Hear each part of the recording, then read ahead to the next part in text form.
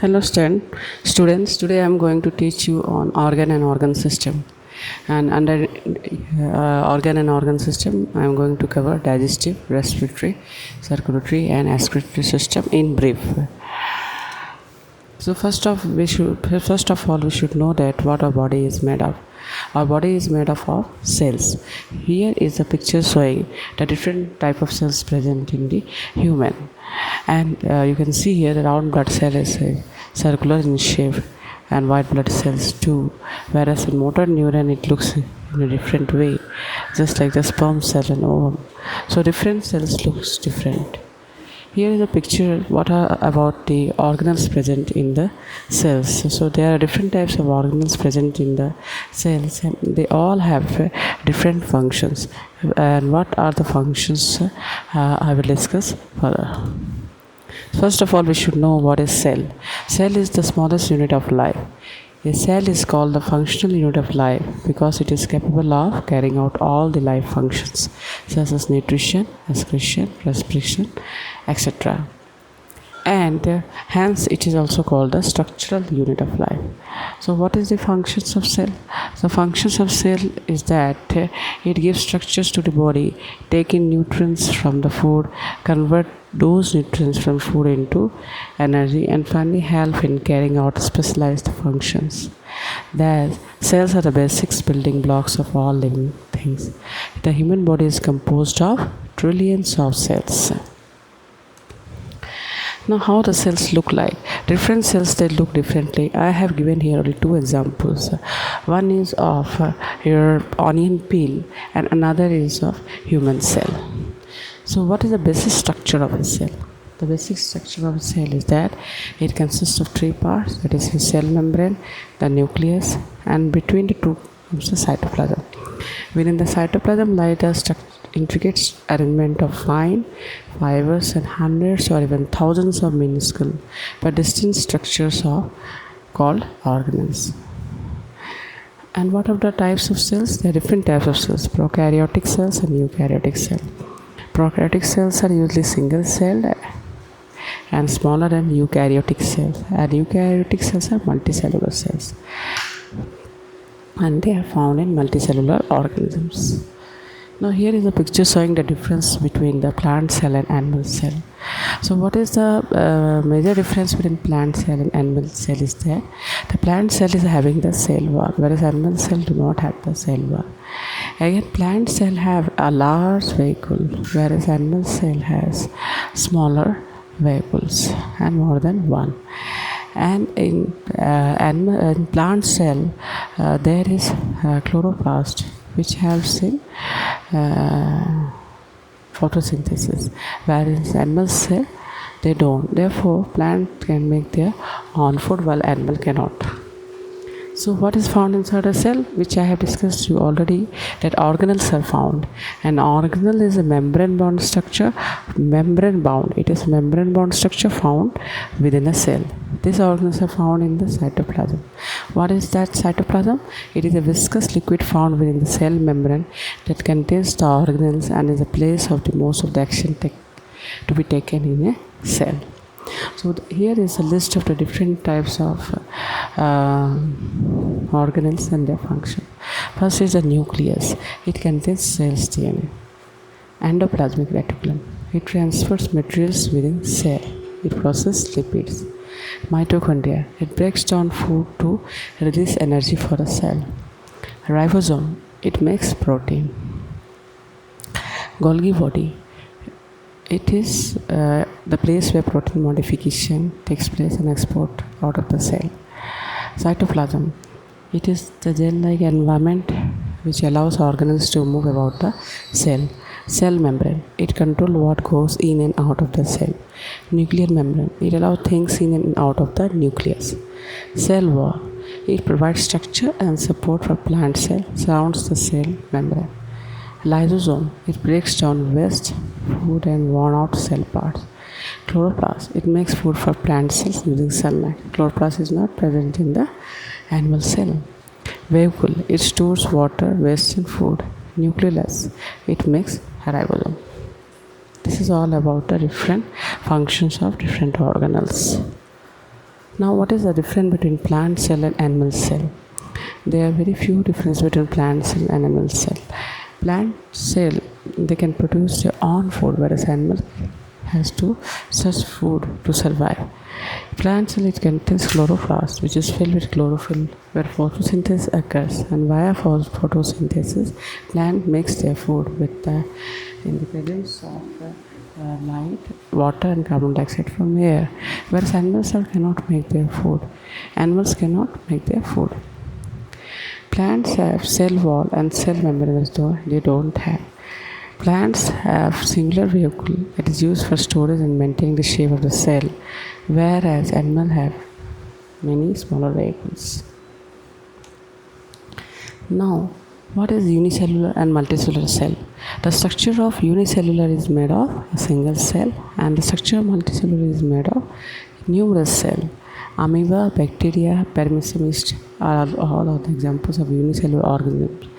And while human beings, plants, animals, birds, and insects are the examples of the multicellular organism.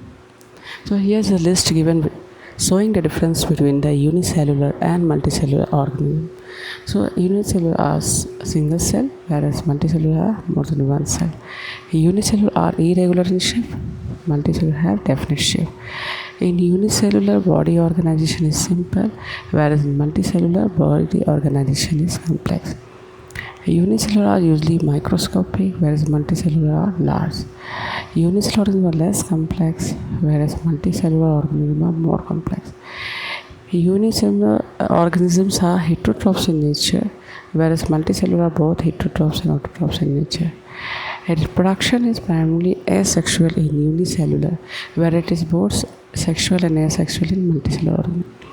Life process like feeding, digestion, excretion, and reproduction occurs in one single cell in unicellular, whereas in multicellular organisms, different cells are specialized to carry out different functions. Transport of mechanism is by simple diffusion in unicellular organism, whereas in multicellular organisms, simple diffusion, active transport are used. Cell differentiation is absent in unicellular organism, whereas it is present in multicellular organism. Lifespan is short in unicellular, whereas it is long in multicellular. Whole body is exposed to the environment in unicellular organism, whereas in multicellular it is not exposed, only the cell is exposed. So examples I have already mentioned. So this is in about all the difference between the unicellular and multicellular organism. Next, here is a picture showing how this unicellular organism looks like. Here is a picture of bacteria, and it is all about all protists, and this is about some algae. And in multicellular organisms, here is a list of multicellular organisms and how it starts working. Here is single molecules become cells, and from cells, when many cells come together it becomes tissues, and many tissues together becomes organs, and many organ together they make organ system, and organ system have different functions to do, and finally the organism run in this way. So what is tissue, organ, and organ system? The main purpose of a cell is to organize. Many different types of cells are there, and cell has a different set of jobs. So when similar cells they come together, they form tissues. Only animal cells, plants, and fungi cells can form tissues. Bacteria and protists they cannot. Muscles, the lining of our lungs and lining of our intestines are example of tissues. Plants also have a variety of tissues like phloem and root hairs. Plants have little tubes called phloem running throughout that carry dissolved sugar, and small root hair present in roots take up water and minerals from the soil. Now what is organ? When tissue work together and perform a specific job, we call them as organ. Human, plant, fungi, and animals are capable of forming organ. So the most common in all three is the reproductive organ. Now how an organism is formed? Organism is formed by an organ system. An organ system is formed by many organs, and many organs are formed by tissues, and many tissues are formed by cell. So what is here is a picture showing how it is formed. An organ system is a group of organs that work together for proper functioning of the body. It is the most complex organization of body. It is the final stage of body system, starting from cells to the tissue and then to organ, finally to the organ system. So I'm going to discuss in brief about the different organ systems. So what is the role of organ system? Organs can work within several systems of your body, like circulatory system, digestive system, excretory system, etc. Systems can work alone and with other systems to allow your body to maintain a stable internal environment that allows you and your cells to survive. Can system work alone? No, system rarely works alone. The best example is the connection between the circulatory and respiratory system. So as blood circulates through our body via the circulatory system, it eventually needs the oxygen from the air. And when the blood reaches the lungs, parts of the respiratory system, the blood is reoxygenated. So the different organ system I'm going to discuss about digestive system, circulatory system, respiratory system and excretory system. So let's learn in details. So this is human digestive system. First of all, we should know that what is digestive system. When many organs work together to digest the food, it is called digestive system. Then what is digestion? The process of breaking down of food into simpler substances is called digestion. And why this digestion is required? So that nutrients from the digested food can be absorbed into the body. Then what are the organs involved in the process of digestion? The organ involves our mouth, esophagus, stomach, small intestine, liver, large intestine and anus. So the digestive system of human, how it looks like, here is a picture given. So it consists of mouth. From mouth we eat food and it goes inside, and inside it is broken down into smaller pieces or grinded by our teeth. Then the saliva released from the salivary gland, it gets mixed with the food inside the mouth, and pharynx it has to push the food down to the food pipe, and from food pipe the food goes to the stomach. In stomach the food gets mixed with different enzymes. So bile is produced from the liver, which is also a digestive enzyme, and gets stored into the gallbladder, and from gallbladder it reaches to the enzymes. Pancreas also releases pancreatic juice, and it also goes to the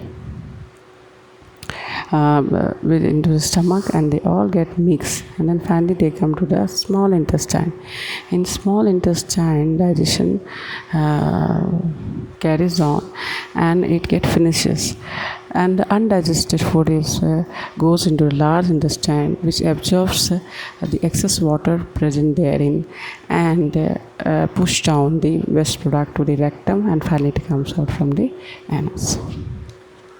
So in details I have given about the functions of different parts of the human system, which I have discussed already. Here I will discuss that how the small intestine plays role. It is called the workhorse of the digestion. It is around 6 meter long coil tube-like structure, has a huge surface of around 300 meters square, and its section has duodenum, where most of the digestion takes place. Again, duodenum and ileum. In jejunum and ileum, it is a place where nutrients and water absorption take place.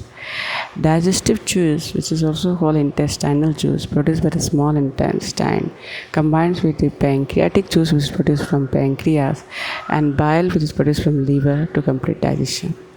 So the body completes the breakdown of proteins, and the final breakdown of starches produces glucose molecules that absorb into the blood. So enzymes like peptidase digest proteins, sucrase digest sugars, and amylase polysaccharides. And in large intestine, I've already told that the undigested part comes and it absorbs water and used in digestion and elimination of undigested food and fiber. This causes food waste products to harden and form feces, which are then excreted. It is stored in the rectum and comes out from the anus. So here is a brief about the digestive system. Next is important part is the circulatory system. So what is circulatory system? The blood circulatory system, which is also called as cardiovascular system, delivers nutrients and oxygen to all cells in the body. If there would have no circulatory system, we wouldn't have received oxygen-rich blood in the body and nutrients. So this circulatory system consists of heart, the blood vessels running through the entire body. So what is blood vessels? Blood vessels are two types: arteries and veins. Arteries, they carry blood from heart to the rest of the body, whereas veins, they carry blood from different parts of the body to the heart. So here is the picture showing our circulatory system. So this is your heart, and in this you will see that deoxygenated blood, or you can say oxygenless blood, reaches to the right atrium of the heart, and from right atrium to the right ventricle, and from the right ventricle goes to the lungs. Here the blood gets oxygenated, and this oxygenated blood comes to the left atrium, and from left atrium to the left ventricle, and finally it goes to the body, and this is your oxygen rich blood. And again from the body, the oxygen poor blood again comes, and the process continues. So this is about the circulatory system. Now have a look of this human heart, how it looks like and how it functions. So human heart, it has two major divisions. There is pulmonary circuit, which is on right side of the heart, and systemic circuit, which is on left side of the heart. So what does pulmonary circuit does? It carries blood to the lungs for gas exchange, whereas systemic circuit, it supplies blood to all organs of the body. So here you will see that how this is a picture of right atrium and a right ventricle. So the right atrium receives oxygen poor blood from the body and pumps it to the right ventricle. Then right ventricle pumps the oxygen poor blood to the lungs. Then the left atrium receives oxygen rich blood from the lungs and pumps it to the left ventricle. Finally, the left ventricle pumps blood which is oxygen rich into the body. So this is about the heart. So you might be knowing that heart is stuck between the lungs inside the hollow formed by the bones of the chest. It is a muscular organ about the size of a fist, and it tilts a little to the left. Blood gets squeezed out of the heart when its muscle contract, and when muscle relax, heart fills of it blood. So the human heart is an organ that pumps blood throughout the body via the circulatory system, supplying oxygen and nutrients to tissues and removing carbon dioxide and waste. It also helps to maintain adequate blood pressure throughout the body. Now, next we come to the heartbeat. So what is heartbeat called in blood? Heartbeat, every time the heart contracts and squeezes out blood into the arteries, there is a sound. This is followed by a softer sound as blood fills up the heart.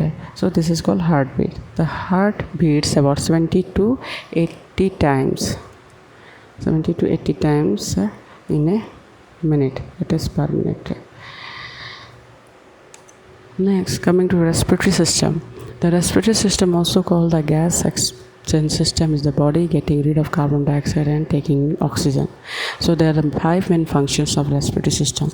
This is breathing, the movement of air, sound production, gas exchange, that is oxygen and carbon dioxide, olfactory assistance, and protection from dust. This is the parts of the different respiratory systems shown here. Let's discuss in details. Functions of different parts of respiratory system are that nostrils. Nostrils, through nostril air enters the body through it. To nasal cavity, purifies, humidifies the air. To oral cavity, lets air and food enter. Through epiglottis, it keeps food from entering the airways. Pharynx, it channels the air down. Larynx, letting air pass to the speech production. Pleural membrane, it helps keeps the lung flexible. Trachea, it channels the air towards the left and right bronchi. Again, left bronchus, it allows air to enter the left lung. Right to the right lung. Rib, it protects the respiratory organs. Alveoli, it is site for oxygen carbon dioxide exchange. Bronchioles, it lets air reaches the alveoli. Intercostal muscles, it moves the ribs during the breathing. And diaphragm, it helps pumps the lungs. Finally, lungs, it carries out oxygen carbon dioxide gas exchange. Now coming to the excretory system. What is an excretory system? An excretory system consists of organ which removes metabolic waste and toxins from the body. Human, this includes the removal of urea from the bloodstream and other waste produced by the body. And the removal of urea happens in kidneys, while solid waste is expelled from the large intestine. So the primary excretory organ of the human body are kidney, ureters, and urinary bladder, involved with the creation and expulsion of the urine. Through this organ, much of the nitrogenous waste of the body, especially urea, is expelled. Other organs like liver process toxin but put their waste back into the blood. It is up to kidney to filter the blood so that toxic substances do not accumulate. So kidney is a very important excretory system. What are functions of other organs in excretion? So the liver, it is the main detoxifying organ of the body, especially for the nitrogenous waste. The large intestine is removed for decomposed hemoglobin, some drugs, excess vitamins, sterols, and other lipophilic substances. These are secreted along with bile and finally removed from the body through feces. Therefore, large intestine plays a role in excretion. The skin is the secondary excretory organ, since sweat glands in the dermis can remove salts and some excess water. The lungs, carbon dioxide is created in the cells and has to undergo anaerobic respiration. So this waste product is removed from the cell and transferred to the bloodstream. And when the blood reaches the gills or lung, it is exchanged from the oxygen and released into the atmosphere. The role of lungs is to remove carbon dioxide.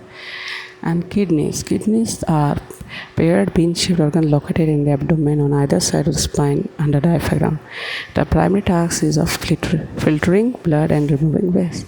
Urinary bladder, it is a sac-like structure with muscular walls that holds urine until it is expelled from the body.